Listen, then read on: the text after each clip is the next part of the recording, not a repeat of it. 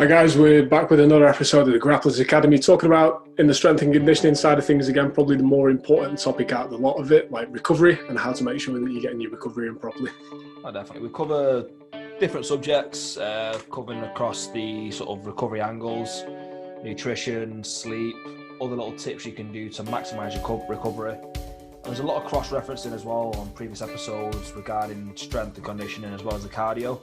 So please, if you're not sure of anything that we're cross-referencing, go back and watch the other episodes as well. And stay tuned for an upcoming new release on the podcast as well, Mancunian guard pulling, which is going to be an aid for sleep and recovery.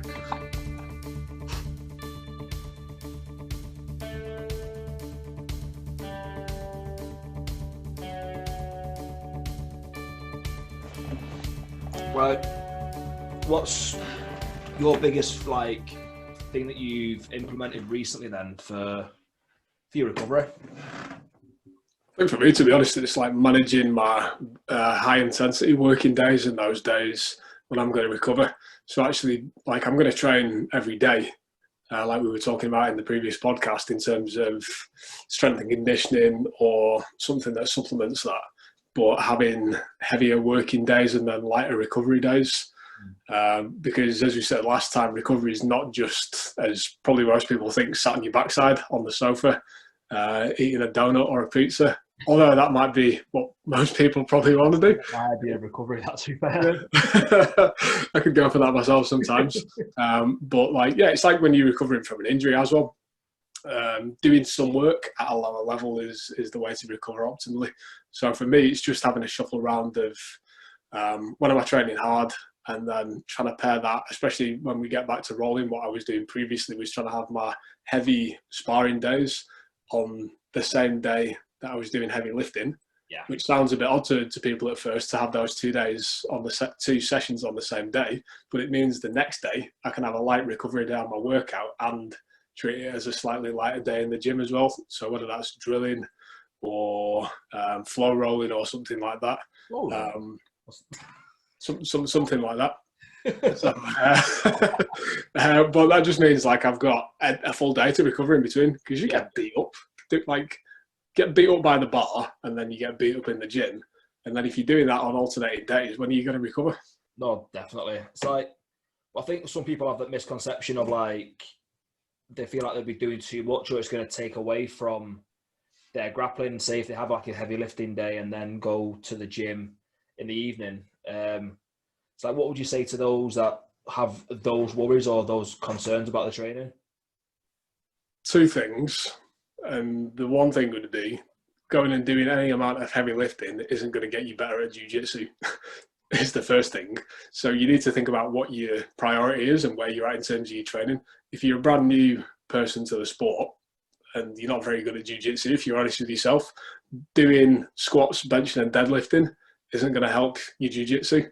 Just doing more jiu-jitsu is going to help your jiu-jitsu. Well, I think the conversation that we're having is more for people who are more experienced in jiu-jitsu and have been training for a while, and actually they can afford to take some time away from training on the mats to devote to increasing the performance. Because you look at any other sport, any other industry, athletics, football, NBA, whatever, like basically, except for that 0.001% of super highly skilled athletes, everyone's pretty much on an even playing field in terms of skill, aren't they? And the differentiating factor between teams and athletes in general is like strength and conditioning, which is why strength and conditioning coaches get paid an absolute fortune, because athleticism combined with that level of technique is the driving factor for increased performance. So yeah, if you're at that level and you've been training a couple of years and your jiu-jitsu, maybe I don't want to say stagnated, but like you feel where those technical progressions are taking a lot of time to get, rather than those big leaps that you get initially, that's probably a good time to look at adding the strength and conditioning into your routine to increase your physical potential. I think as well, adding to that, like, your body will adjust to the stresses. So as long as you're managing the stress correctly and you're not spending 3 hours in the gym lifting and then 3 hours in the gym rolling, like, you're actually having a concise, efficient lifting workout and an efficient rolling session, no matter how difficult they are, your body will adjust to that stress, and you'll be able to use those heavy days and light days to make sure that your body is constantly at that good performance level. But like going back to what you said about the other sports as well, I think like sport jiu-jitsu or sport grappling is one of the only sports that doesn't have an off season.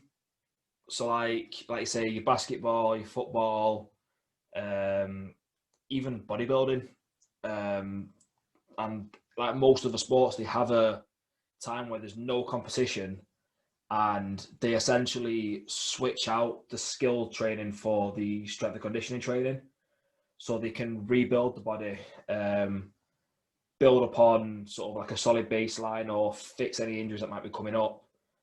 And then when they come back into the sort of what they call pre-season, they can amp up the fitness and the skills training, and then hit the sort of new season with a more robust body, a stronger body, higher elevated fitness, and more prepared to take on the skills training to go into matches and tournaments and things like that.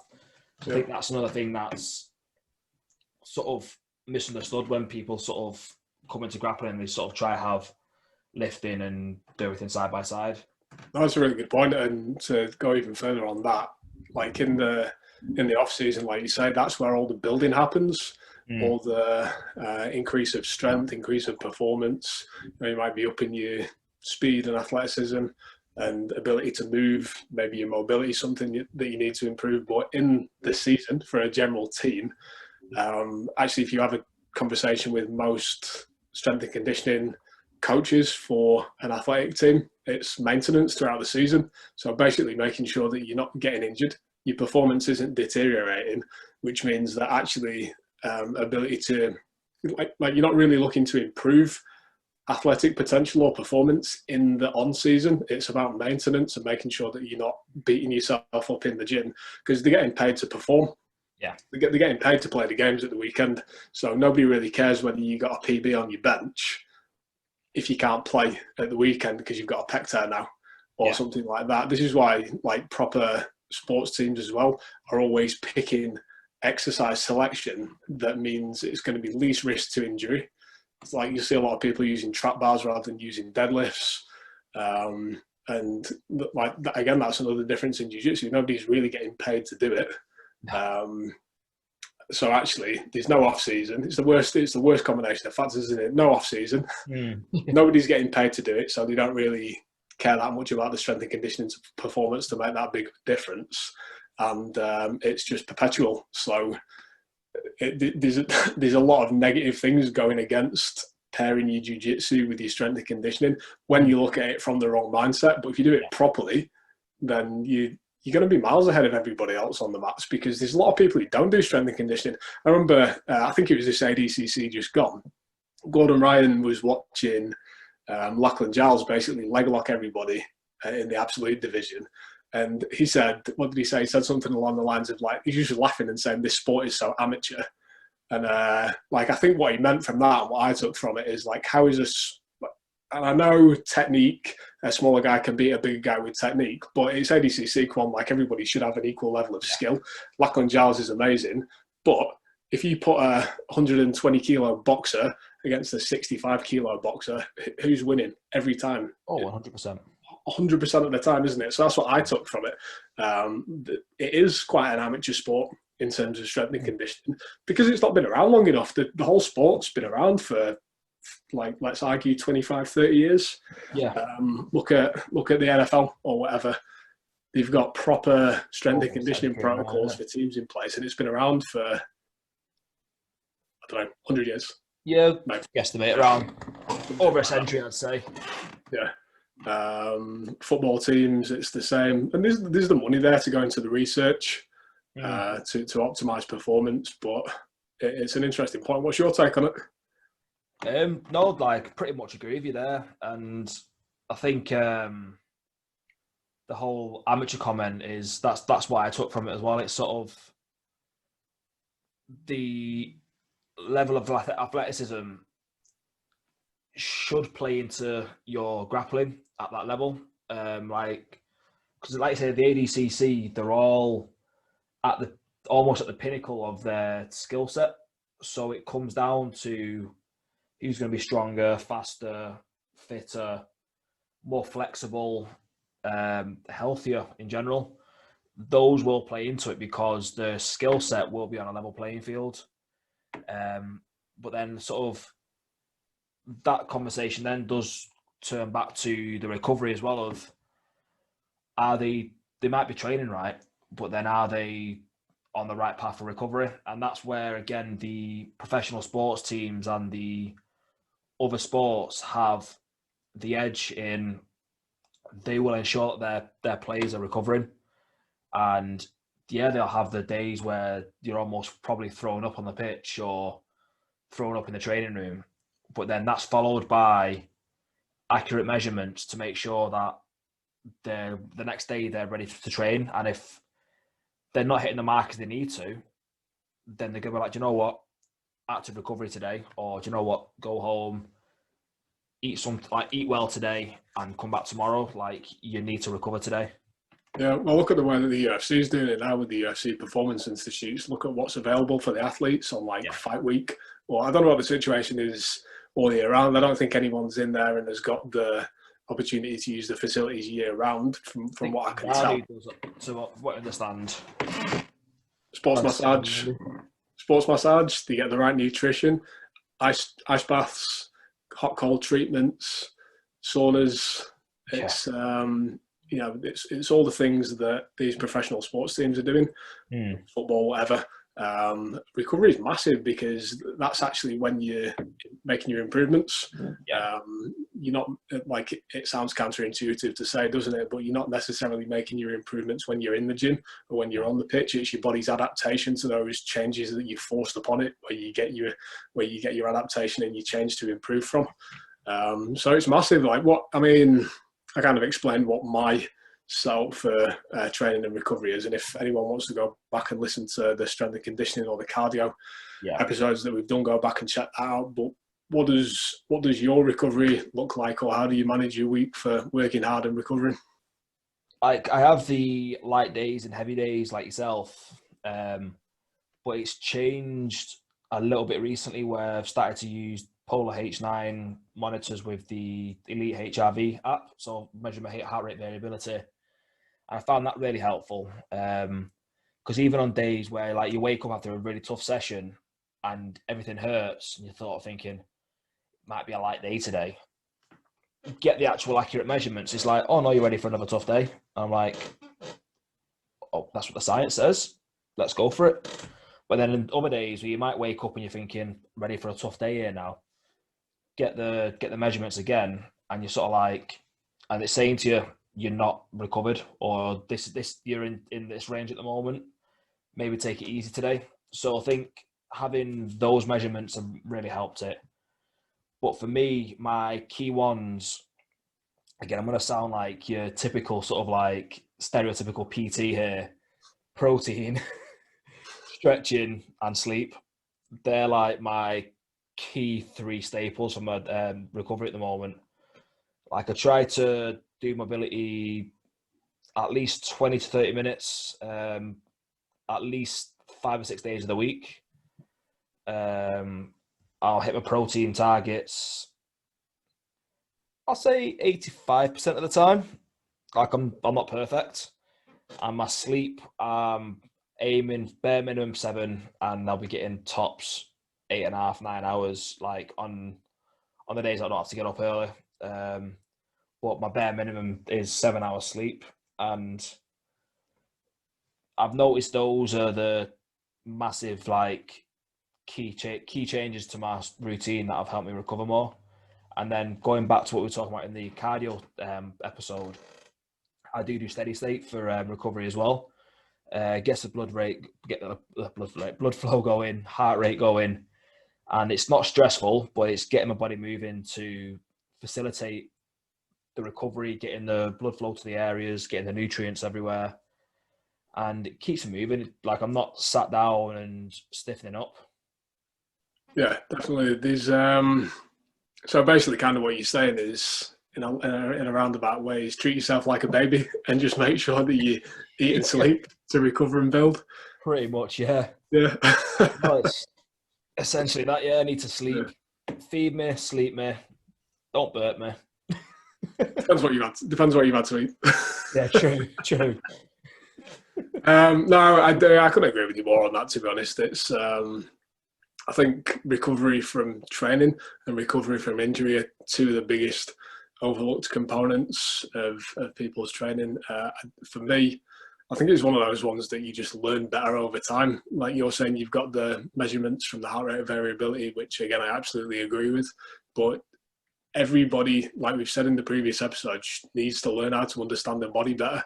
If you've got like a little bit of an injury, like let's say you tweaked your knee a little bit in rolling, and then maybe modify the exercises that you're going to do on your next training session. If you've got squats, let's say, lined up for something, example like that, do something different that's going to take some of the stress off your knee, because if you're stressing out an already injured joint, you're only going to further aggravate it, and it's going to keep you off the mat for longer. Like, what's the reason that you go into the gym? If you're a BJJ guy, it's to get better at jiu-jitsu, isn't it? Yeah. Like, people have simultaneous goals, of course, but like if we're talking about it strictly from a performance point of view, everything that you're doing in the gym realistically should be going towards improving your performance on the mats, as well as your nutrition. And I think one thing that probably most people struggle with, and I have struggled with as well, is the sleeping aspects of it. Because in my opinion, I think that the sleeping one is the most important one to get right, but actually you don't get it right until you've got everything else right first. So you've got to have your training right, you've got to have your nutrition right, and you've got to have your active recovery right first before your body's actually going to say, right, okay, well, we're going to get the sleep right now. Just going to bed and, you know, if you've got stress on at work or whatever, and you go to bed and you're like, go to sleep. Yeah. And then it's just whirring around, and like the more you want to go to sleep, the less likely you are going to be able to get sleep, regardless of like actual sleep quality. But yeah, get everything else right first. Train properly, eat properly, recover properly, de-stress yourself, and then get your sleep. No, definitely. Like, I think a lot of people see sleep as a nuisance at the moment. Like, there's the whole you can sleep when you're dead. Like, hustlers are like, don't sleep and all of this sort of stuff, but like, ignore the memes and actually look at what the science says. Let's take training out of it for a second and sort of like, because I'm sure we all know like the Gary V's and things like that, where they'll be up till 2 a.m. and up at 6 saying, oh, they don't need to sleep. But then productivity is down if you're tired. Food choices aren't good when you're tired. You can't perform as well cognitively when you're tired, or physically when you're tired. So actually having a better night's sleep will make you more efficient in your day. So yeah, you might think, oh, I need to stay up late because I need to do this, this, and this. It's like, make a list, get some sleep, and tackle it the next day if you can. And you'll be able to tackle it much better on a rested mind than tired and stressed. And then add training into the mix. Like, your body's your body's only time to actually truly rest. Like, you're not doing anything else but lying there with your eyes shut. So why take that away from your body?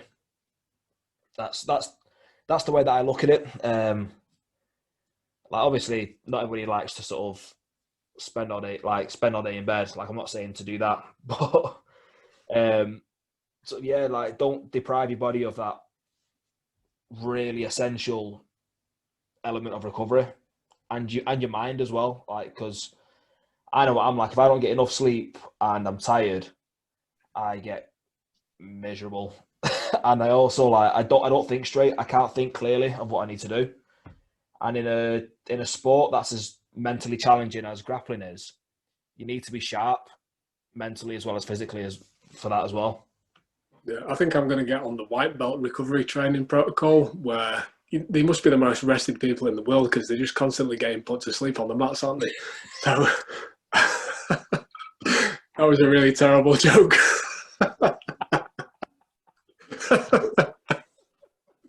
Like from a workout point of view, going back to that, I look at it from two ways, and it's a really easy way for people to think about it. Like, if you can't process everything else that we've said, there's two types of workouts in my mind. There's working out, where you're expending energy and you're kind of beating yourself up with a heavy training session, whether that's on the mats, is a heavy rolling session, or whether it's in the gym, you've got some big deadlifts. That's a workout. Like, you're expending energy on that workout. You need to fuel and recover to recover from that workout session. And then these work-ins where you're trying to give your body energy back. So that might be a stretch, or it might just be something simple as using like a stability ball or doing some breathing exercises. And the best way to know whether you've done a work in is if you feel like you've got more energy at the end of it than you did at the start of it.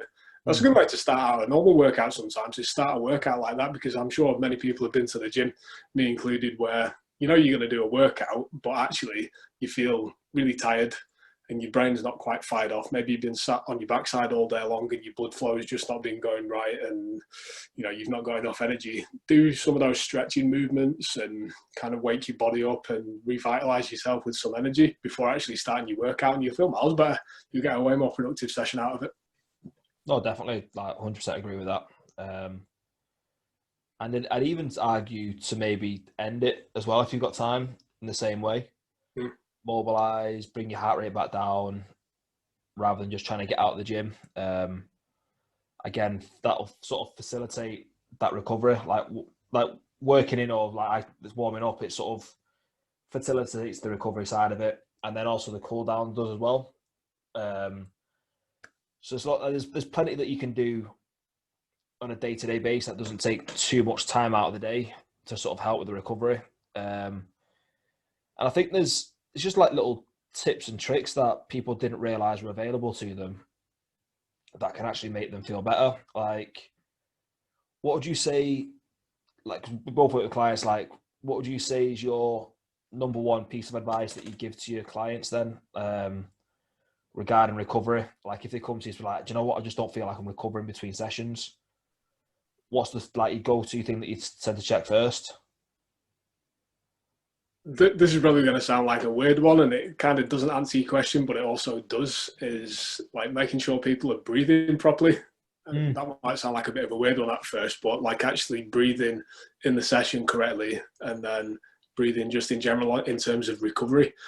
We kind of covered a load of really good points in terms of nutrition and sleeping, and managing what their stress is like outside of the gym. Because I think we've used this analogy before in a previous episode, where you've got that cup that's your stress cup that's got a little bit dripping out at the bottom, and if you're overfilling it at the top and you're not letting that stress drip out, then it's going to overflow, and that's where you start getting injuries. Your body starts to break down and you're just not recovering properly. So I'm sure people have heard that analogy before. So if they're saying that they're doing all these things right, which some people think that they've got the things right, but actually when they sit down and evaluate it, I'm the same. I'm not perfect on this. Like, there's stuff that stresses your body out, whether it be workouts or anything else. And just being truly honest with that to begin with. But actually something that you can like physically practice in the gym and outside of the gym is just like breath work. I probably spend like more than 75% of my day in terms of like coaching people about talking about breathing correctly for the technique that they're doing in the gym. And it applies equally to recovery as well. So yeah, it kind of doesn't really answer your question, but it's a massively important. No, definitely. Because like breathing's again something overlooked. Like, you need oxygen in the blood to facilitate all the movements. So if you're not breathing correctly, you're not getting the deep breaths, and you're shallow breathing all the time, you're not gonna get the buildup of oxygen that you need to basically facilitate everything that you need in your body. So no, breathing's like up there with some of the top advice for it, to be fair. What about yourself? See, my answer is just going to sound boring now compared to yours, because like my usual thing is I'll be like, are you sleeping right and are you eating right? And then if they say yeah, then I get the numbers. I'll be like, all right, how many hours did you sleep last night? And then I'll be, and I'll have, because I usually try and get my clients to track the food. I'd be like, okay, let's have a look at what you ate yesterday. And more often than not, if they're not recovering, it's due to those factors. And then we can make adjustments from there. Yeah. Yeah, it's the benefit of having a coach or a PT, isn't it? Somebody else externally to monitor you and help you understand yourself better. Because ultimately, the tools that we're giving our clients or that your jiu-jitsu coach gives you, it's for your personal self-improvement. Like, I think a lot of people initially think that, when you're asking them to track their food or their sleep or track their workouts, God forbid, it's like, I'm not doing it for my benefit.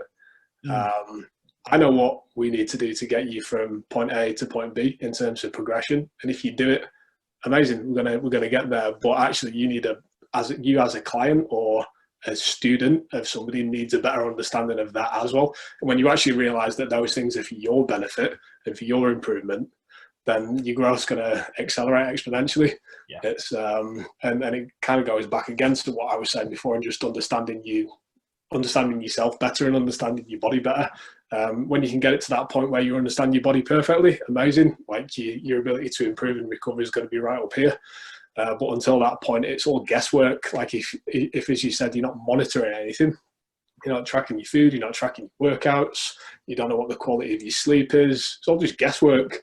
Yeah. Like you may as well just not do anything because you've got no direction. So you might do one thing and it pulls you over here, but actually we want to be going in this direction. So yeah, understand yourself better and have an idea about where you're going as well as how to get there. No, 100%. And I think for anyone that uses sort of like steady state cardio for sort of their recovery sessions, this podcast is a great thing to listen to or watch during them times and sessions. But like, if you did like what you hear today, make sure you hit subscribe, hit like, tune in next week for next week's episode, especially during your active recovery sessions. And you can also watch the techniques in the active recovery sessions as well. If you want a podcast to help you to get to sleep better as well, maybe we can do like one where we start talking about something really boring about jiu-jitsu, where people just nod off to and have a nice relaxing dulcet tones. Pulling guard. The Mancunian guard pulling podcast. I'm saying that, but I actually pull guard sometimes. Well, you can be the foremost authority on it then. Yeah. I think I've known you to pull guard more than once, mate. Oh no, I'm quite frequent with it, to be fair. Usually if I'm really tired or I can't be arsed wrestling, I will just sit down. What would Cam say? Get up. I can't. I'm already down. Why am I going to get back up? To get up now is he's going to get the advantage because he can just take me down from there. Sound logic. So yeah, if that's a podcast that you want to hear, if you want to hear the Mancunian guard pulling podcast, then let us know. I'm sure we can find some time to get that up. Definitely, but yeah, make sure you hit subscribe, like, share with your friends, share with your training partners most importantly. And if there's any subjects that you want us to cover, please reach out to us and we will do our best to cover that subject. I think we're going to be looking at a match next week, aren't we? Yeah, we're going to be having a look at a match which has been requested. I know it's been a while now since we actually did a match breakdown, and some people are keen for some match breakdown analysis. Again, we've had a couple of requests on match to do, so we're going to be getting around to those again finally. We also got some interesting interviews coming up in the future. I'm not going to say what those are right now, so you can stay tuned for that. But anybody else that anybody wants us to get on the podcast and have a chat with, whether that's athletes or other people involved in the sport, let us know. Absolutely up for getting anybody who's interested to talk on and hear their insight into it. So yeah, hit us up on that as well.